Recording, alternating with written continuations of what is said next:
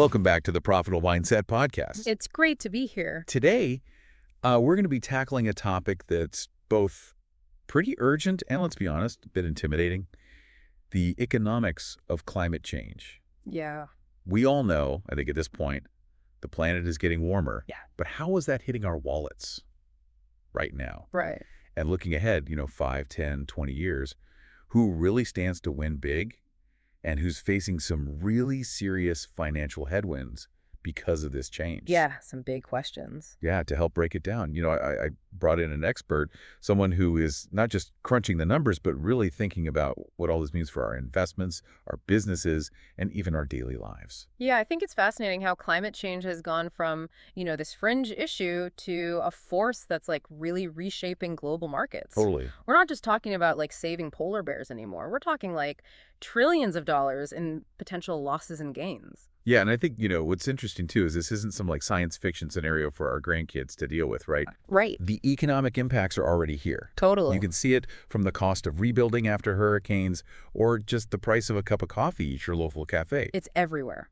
So let's get specific. When we talk about the price tag of climate change, what are we actually talking about? Yeah, we can really break it down into two categories. Direct costs and indirect costs. Okay. So the direct costs, those are the ones you see in the headlines all the time, right? Right. The billions spent on disaster relief after, a hurricane or a wildfire. Like a crazy amount. Take Hurricane Ian in 2022. Yeah. Slam the U.S. with a $113 billion bill. To put that in perspective, that's like every single person in Florida paying $5,000 out of pocket. Wow. But then there are the indirect costs. Okay. And those are often, harder to measure, but they're equally significant, maybe even more so. These include things like disrupted supply chains, Right. lost productivity due to extreme heat. Imagine, trying to do construction work when it's 110 degrees out. Yeah, no one's working then. Not very efficient. Or even increased geopolitical instability. Yeah, that makes sense. Yeah. You brought up a good point about the indirect costs. It's like Yeah. those hidden fees that suddenly pop up on your credit card bill, right? Exactly. You don't always see them coming, but they can really add up. Totally. And these indirect costs, they're only going to become more prominent as climate change intensifies. Think about it. When extreme heat disrupts agricultural yields, food prices go up. For sure. When droughts cripple hydropower, energy costs spike. Right. These things have this ripple effect throughout the entire economy. So it's not just about the damage from a natural disaster. No. It's about the long-term economic consequences that can really unfold over years or even decades, right? It's long term. That's where it gets really interesting when we start talking about winners and losers, because some sectors of the economy, they're just inherently more vulnerable to these climate risks. Right. While others, they're actually poised to benefit from this transition to a low-carbon future. Yeah, let's talk about those potential losers first. Which industries are looking particularly vulnerable right now? The most obvious one, I think, is fossil fuels. As the world shifts towards renewable energy, those assets of oil and gas companies, they're increasingly at risk of becoming what's called stranded assets. Oh, okay. Imagine these massive oil rigs, pipelines, refineries just becoming obsolete, essentially rusting hulks in this post-fossil fuel world. Yeah.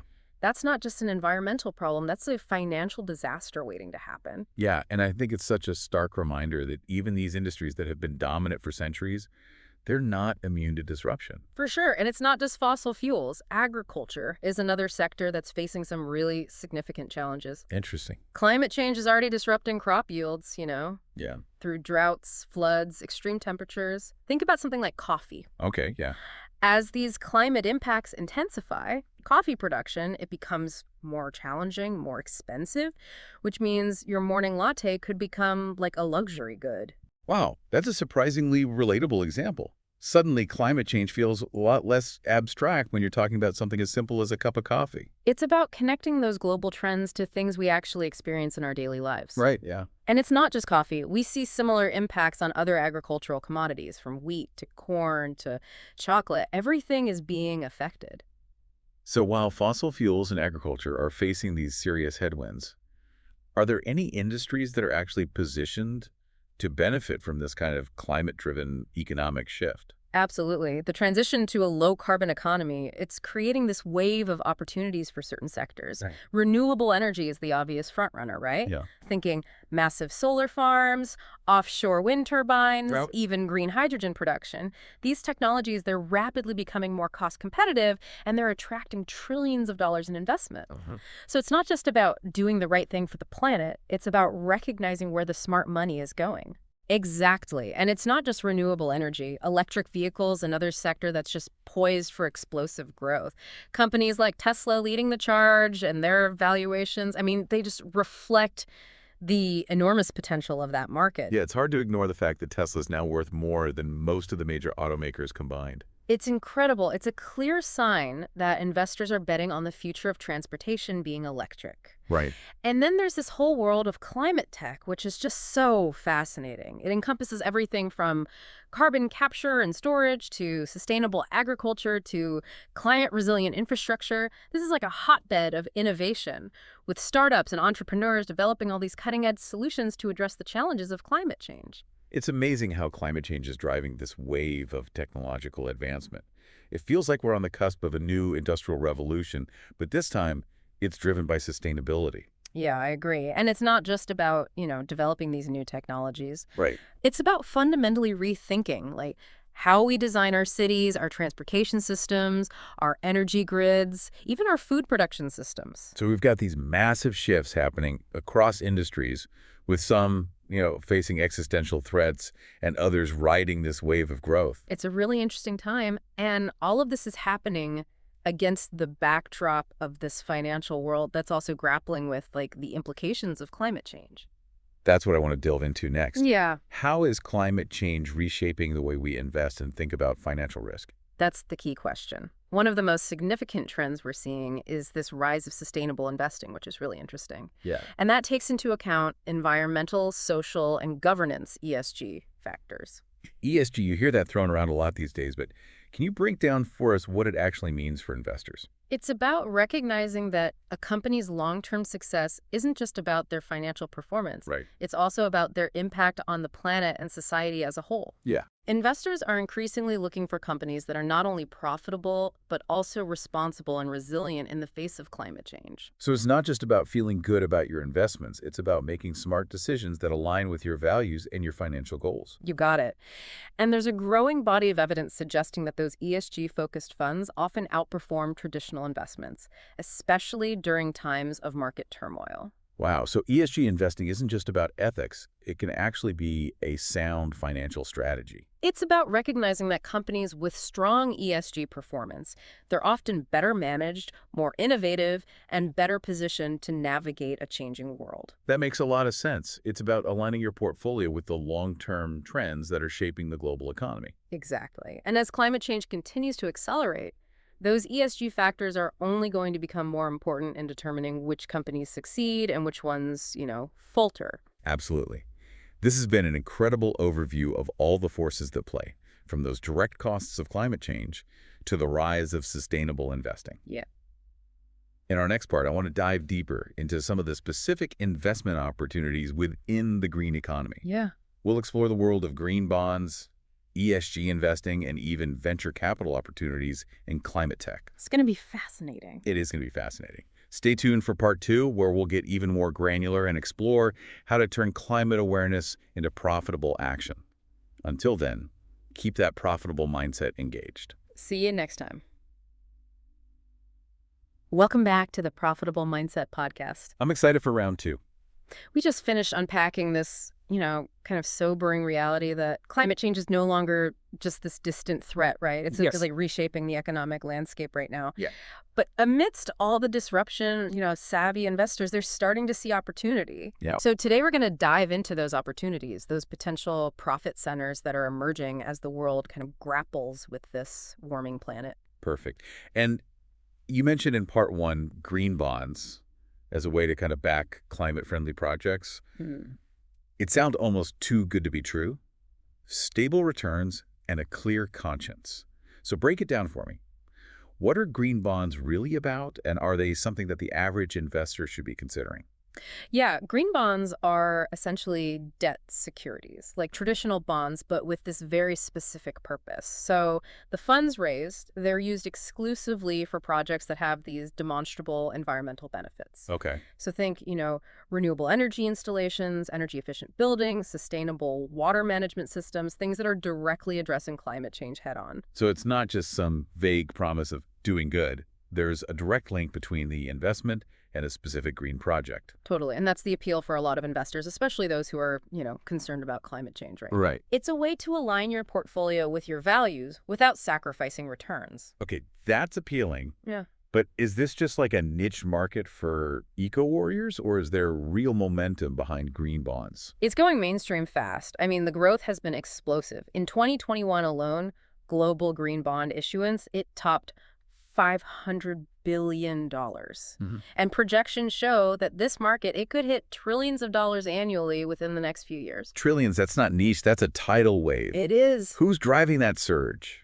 Is it just individuals, or are we seeing bigger players get involved? It's everyone. We're seeing major institutions, pension funds, even governments are now issuing and investing in green bonds. Wow. They're realizing it's not just about feeling good, it's a smart financial move. Mm-hmm. Green bonds, they often offer, comparable returns to traditional bonds, Okay. while also mitigating some of those risks associated with climate change. So companies that are investing in sustainable practices are kind of seen as better bets in the long run, which makes sense. If they're already adapting to this low-carbon world, they're less likely to get caught flat-footed by new regulations or disruptions. For sure. Investors are waking up to the fact that ignoring climate change isn't just ethically questionable, it's financially risky.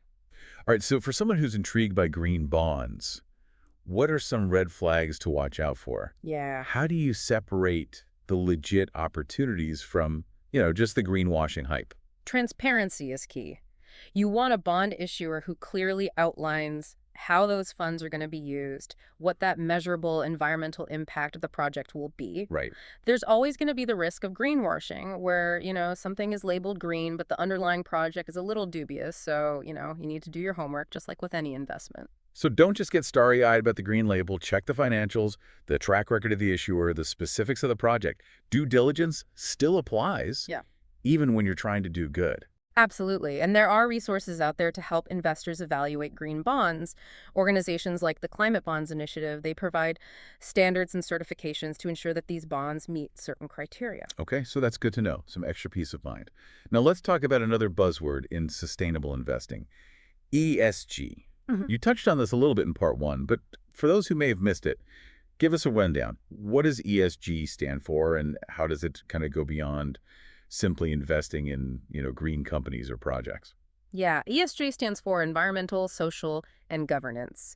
And it's a framework that investors use to kind of assess companies not just on their, bottom line, but also on their impact on the planet and society. Okay, so it's a much more holistic picture. Yeah, it goes beyond just the environmental footprint. Yeah. Right? It includes how a company treats its employees, its relationships with local communities, the ethical behavior of its leadership. It's a much more holistic view of responsibility. So it's acknowledging that a company's long-term success isn't just about profit, but also its sustainability and how it kind of navigates these broader social and environmental challenges. Exactly. ESG investing is about recognizing those connections, understanding that a company's values and practices, they ultimately impact their ability to thrive in a changing world. But how do you actually use ESG factors to make investment decisions? Yeah. Is it just like a checklist of do's and don'ts, or is there more nuance to it? There's a lot of nuance. So ESG investing, it takes many forms. Some investors use negative screening, right? Okay. So they exclude companies that are involved in industries that are deemed harmful, like,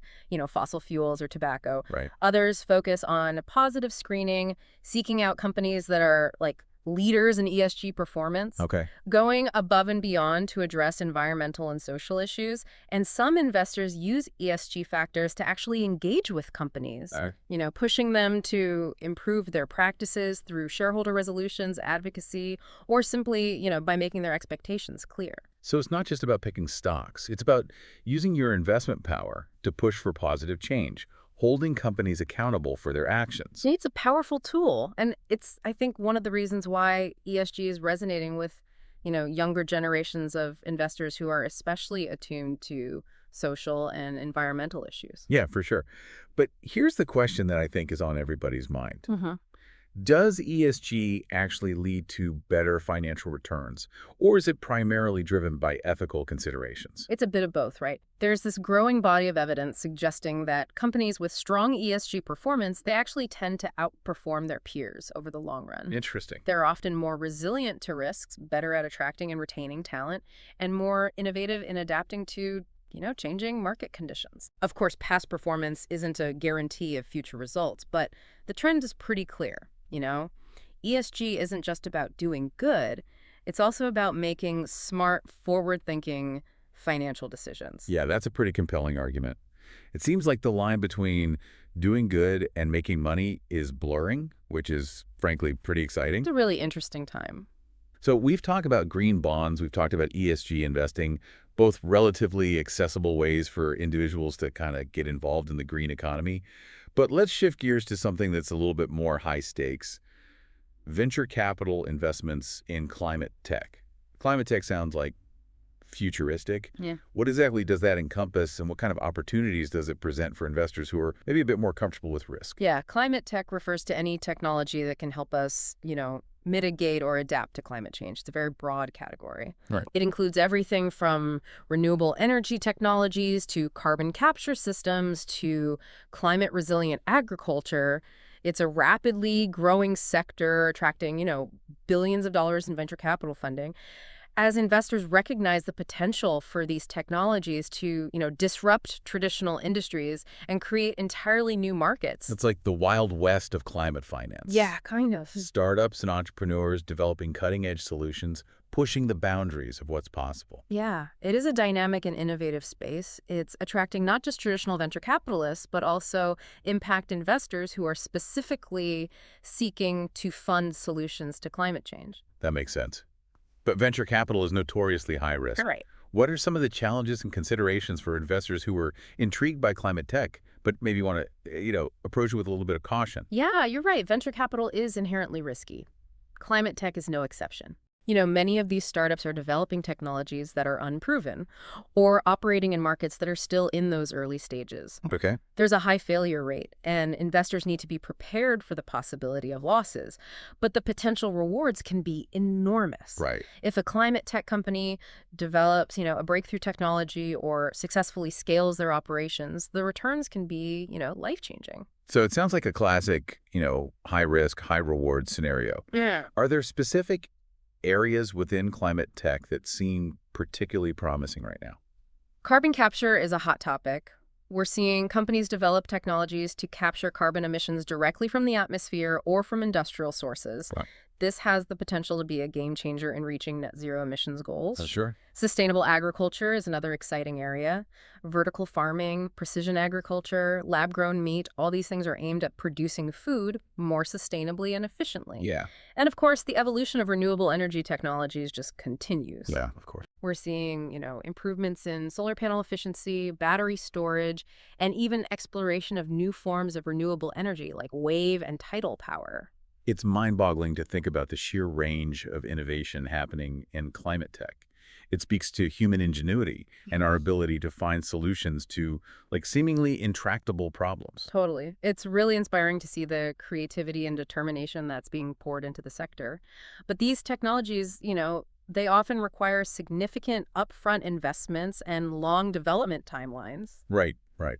So how are governments and policymakers supporting that growth of climate tech, given the inherent risks that are involved? Yeah, governments are playing a crucial role in kind of fostering that climate tech sector. They're providing funding for research and development, offering tax incentives for companies that are investing in climate technologies, Right. and setting regulatory standards that encourage the adoption of sustainable solutions. Yeah.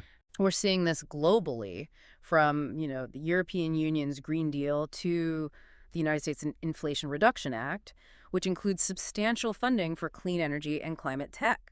So there's a growing alignment between government policies and those investment opportunities in climate tech. It's good to see that climate action is being taken seriously.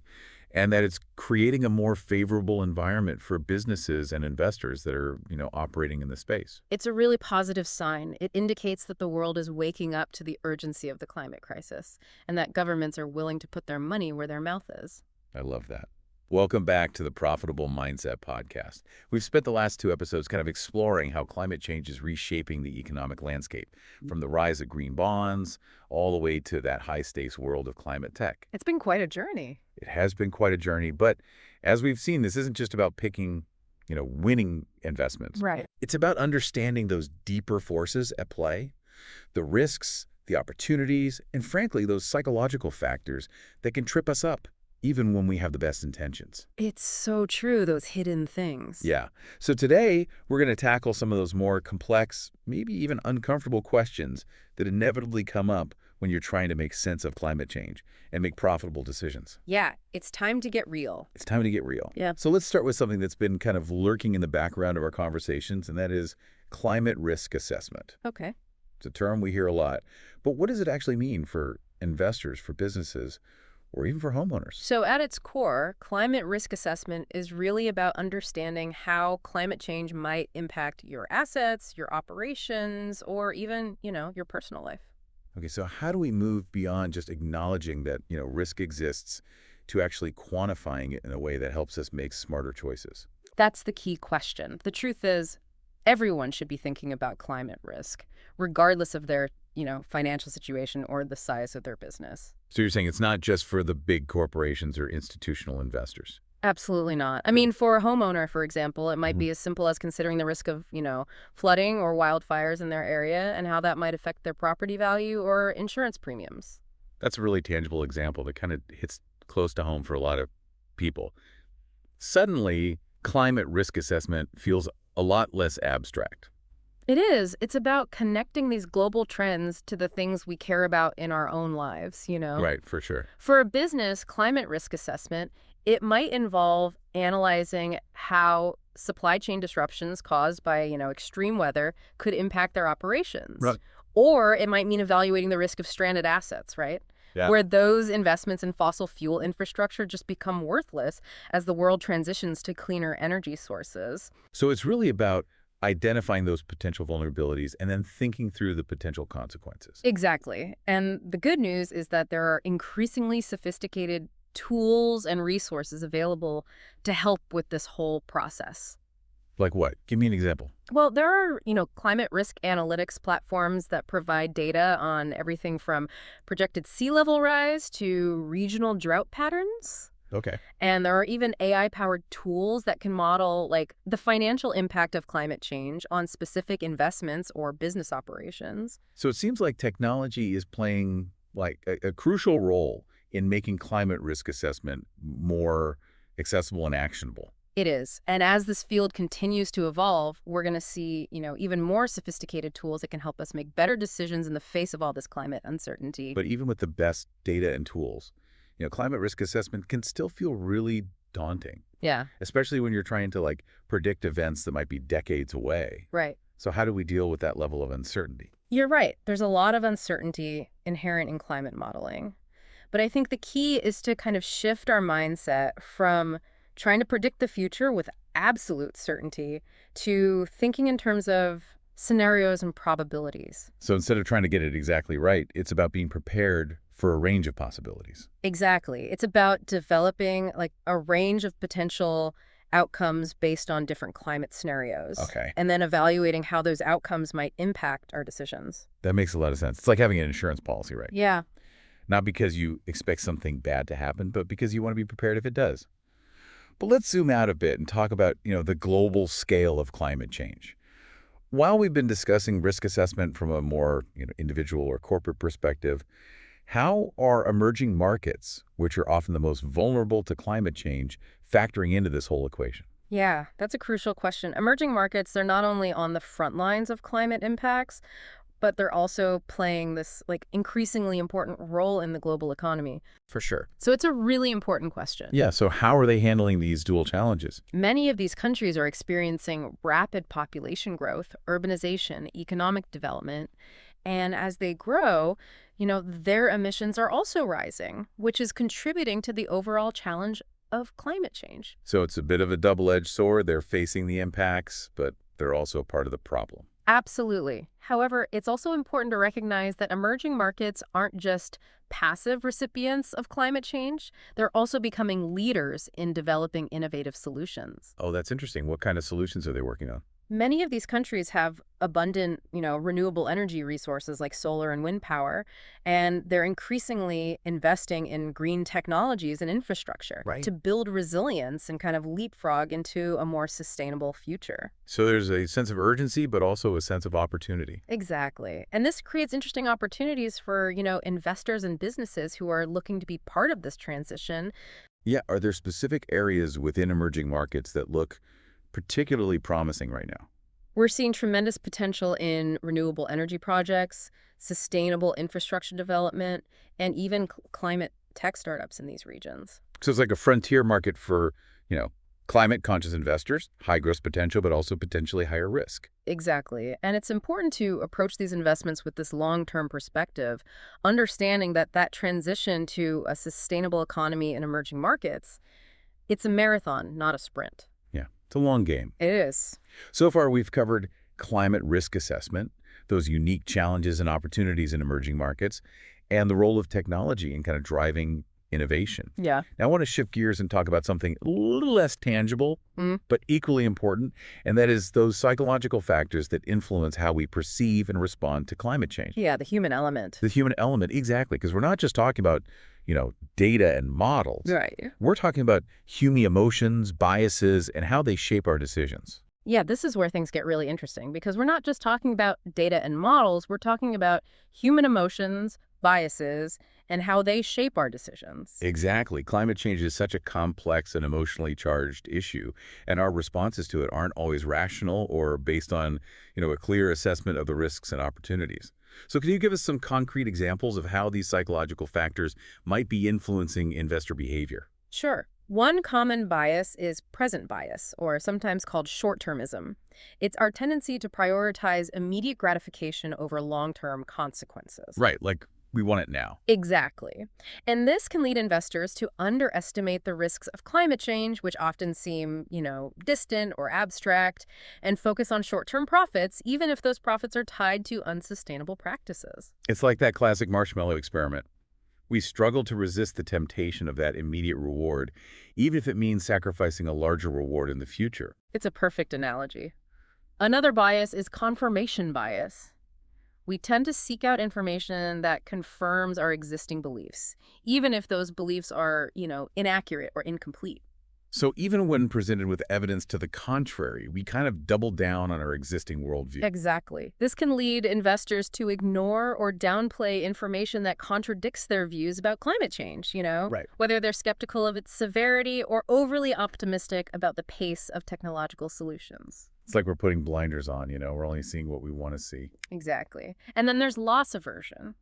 We tend to feel the pain of a loss more acutely than the pleasure of an equivalent gain. So we're more afraid of losing money on a green investment than we are excited about the possibility of making, a big profit. Exactly. And this can lead investors to overreact to negative news about climate change or avoid investments in climate solutions that are perceived as risky, even if those investments have, high potential returns. It seems like all these psychological biases can really distort our perception of risk and opportunity when it comes to climate change. They can, and this can have real world consequences. Yeah. Leading to mispricing of assets, delayed investments in critical solutions, and even the formation of, bubbles in certain sectors. So how do we overcome these biases and make more, rational, well-informed decisions? I think awareness is the first step. Simply recognizing that we're all susceptible to these biases can help us to be more critical of our own thinking and seek out information that,